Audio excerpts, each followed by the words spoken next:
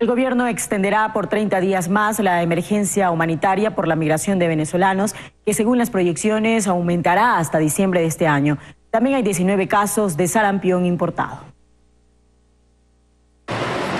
La ola migratoria de ciudadanos venezolanos en el Ecuador empieza a desbordarse y las autoridades ya tienen sus proyecciones. Hasta diciembre de este año habrán ingresado más de 1 millón de venezolanos al Ecuador y se habrían quedado al menos el 20% en nuestro territorio. Entre el 1 de enero de 2018 y el 27 de agosto de 2018 ingresaron al país 641.353 ciudadanos venezolanos y salieron 524.857.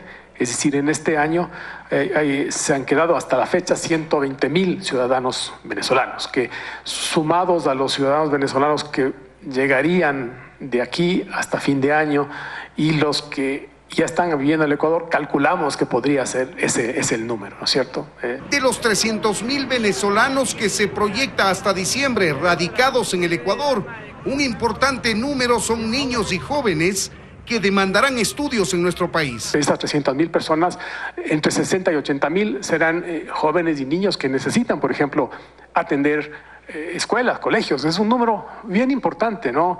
Solamente para hacer una proyección, si son 60.000 personas, es como tener 60 nuevos colegios y escuelas de 1.000 niños cada uno. O sea, es una importante carga de recursos que el Estado tiene que prever. El tema sanitario no es menor, aunque las autoridades sostienen que no habrá un colapso en la red pública de salud por su presencia, sí admiten en cambio la importación de enfermedades erradicadas en nuestro país, pese a los esfuerzos de vacunación. Al día de hoy, en Ecuador tenemos 19 casos confirmados de sarampión. Todos estos casos, 15 son de ciudadanos venezolanos y 4 de esos casos son asociados a la importación. El tema laboral, según el ministro de Trabajo, está controlado con inspecciones en empresas ecuatorianas para evitar la explotación. Y ahora habla de la instalación de un número gratuito para denuncias de precarización laboral. No mecanismo de hacerlo a la inversa, no solo inspeccionar porque íbamos muy lento, sino recibir denuncias para focalizadamente inspeccionar. Pero confirmó que ya existe un buen número de venezolanos empleados formalmente en el Ecuador, aunque no quiso precisar el número. Todo esto le ha llevado al gobierno a decidir la extensión de la emergencia humanitaria por 30 días más en las provincias de Carchi, Pichincha y El Oro. En virtud de la emergencia que existe, por supuesto, y porque eso va a ayudar a que todo este trabajo coordinado que ustedes están apreciando que realizan las entidades del Estado se lleve a cabo con las mayores facilidades y garantías que la ley prevé.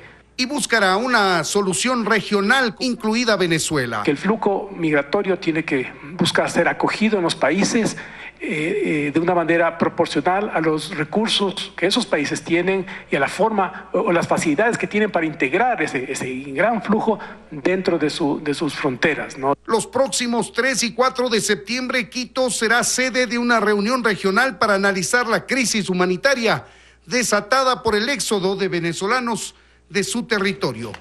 En Quito, Freddy Paredes, 24 horas. Y la ampliación del estado de emergencia es bien visto por los venezolanos, pero piden mayor apoyo. Sobre todo piden mantener las facilidades para el ingreso al país únicamente con la cédula de identidad. El movimiento migratorio de venezolanos no se detiene en Rumichaca, donde sobran los pedidos al gobierno ecuatoriano para que brinde mayores facilidades en las oficinas migratorias. Yo cuando vine la primera vez, hace 6 meses, ya estoy en Ecuador, yo pasé tranquilamente, pero ahorita mire como no puedo ni pasar.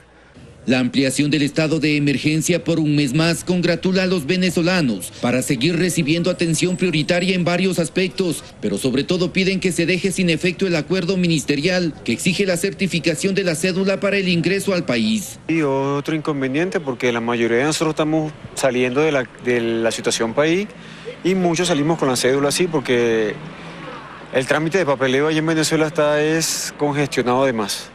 Los migrantes dicen sufrir varios inconvenientes al momento de sellar su tarjeta andina que permite el ingreso al territorio ecuatoriano. Coño mami, a mí en el camino cuando venías me robaron todos mis documentos y como yo estoy aquí ya, yo no quiero regresar a Venezuela porque eso está duro allá. Otro pedido de los venezolanos es que se mantenga el corredor humanitario para facilitar su movilidad hasta Huaquillas, pues Perú es el principal destino de los migrantes. Que por favor nos den una ayuda porque queremos pasar. La necesidad de allá de Venezuela es muy grande. No somos turistas, queremos trabajar. 1.300 venezolanos han sido trasladados de Rumichaca a Huaquillas hasta el momento. En Rumichaca, Jairo Jacome Ortega, 24 horas.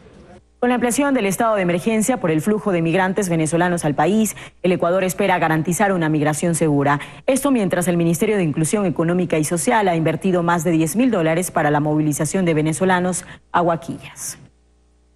El flujo masivo de ciudadanos venezolanos al país fue el elemento determinante para que el Ecuador ampliara por un mes la emergencia declarada por la migración. Según la ministra de Inclusión Económica y Social, Berenice Cordero, esta es la forma en la que el Estado presta ayuda a las poblaciones, pero su prioridad siempre serán los ecuatorianos. En ese sentido, tenemos que asegurar que el proceso de movilidad sea seguro, tanto para las personas que vienen como para el país que los acoge. Para la implementación de los corredores humanitarios que permiten un traslado seguro y ordenado de los venezolanos hasta Huaquillas, provincia de El Oro, el Ministerio de Inclusión Económica ha invertido un total de $12.000. Cubrimos exactamente la gasolina del transporte, porque también es una contribución de los señores transportistas. Desde que se decretó la emergencia para atender la llegada masiva de venezolanos al país, se ha atendido aproximadamente 7.000 familias. Pero de ahí, claro, los procesos del corredor han involucrado movilización permanente de aproximadamente 500, 600, 700 personas